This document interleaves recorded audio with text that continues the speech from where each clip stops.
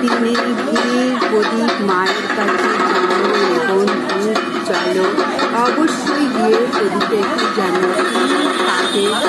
আর মায়ের মূর্তি বা দেখে নাও নিশুম্ভকে হত্যা করে মা কৌশিকীর অপরূপ শোভা দেখো। আনন্দ মায়ের অপরূপ শোভা নিয়ে আজকে আমাদের ঘরে ঘরে এসে গেছে। অনেকে পুজো দিতে এসেছে এখানে দেখো, অনেকেই পুজো দিয়ে গেছে, আবার আরও আজকে সারা রাত ধরে পুজো হবে এখানে। কৌশিকী অমাবস্যার মায়ের দেখে নাও পূর্ব সৌন্দর্য।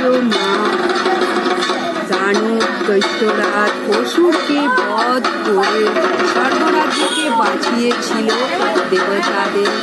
অসুরের